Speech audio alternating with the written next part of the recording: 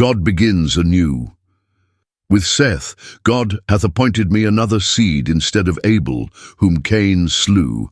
Adam begat a son in his own likeness, after his image, and called his name Seth. Genesis 4:25-5-3. To Adam was given another son, to be the inheritor of the divine promise, the heir of the spiritual birthright. The name Seth, given to this son, signified appointed or compensation. For, said the mother, God hath appointed me another seed instead of Abel, whom Cain slew.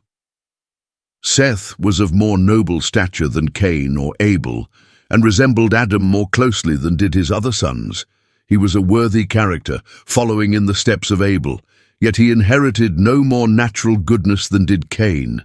Concerning the creation of Adam it is said, "In the likeness of God made he him."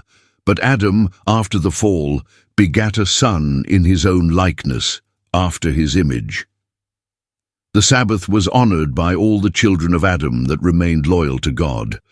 But Cain and his descendants did not respect the day upon which God had rested. They chose their own time for labor and for rest, regardless of Jehovah's express command. For some time, the two classes remained separate. The race of Cain, spreading from the place of their first settlement, dispersed over the plains and valleys where the children of Seth had dwelt, and the latter, in order to escape from their contaminating influence, withdrew to the mountains and there made their home. But in the lapse of time they ventured little by little to mingle with the inhabitants of the valleys. This association was productive of the worst results. The sons of God saw the daughters of men that they were fair. The children of Seth, attracted by the beauty of the daughters of Cain's descendants, displeased the Lord by intermarrying with them. Many of the worshippers of God were beguiled into sin by the allurements that were now constantly before them, and they lost their peculiar, holy character. For nearly 1,000 years, Adam lived among his descendants, a witness to the results of sin.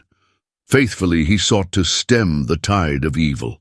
He witnessed the wide-spreading corruption that was finally to cause the destruction of the world by a flood. And though the sentence of death pronounced upon him by his Maker had at first appeared terrible, yet after beholding for nearly 1,000 years the results of sin, he felt that it was merciful in God to bring to an end a life of suffering and sorrow.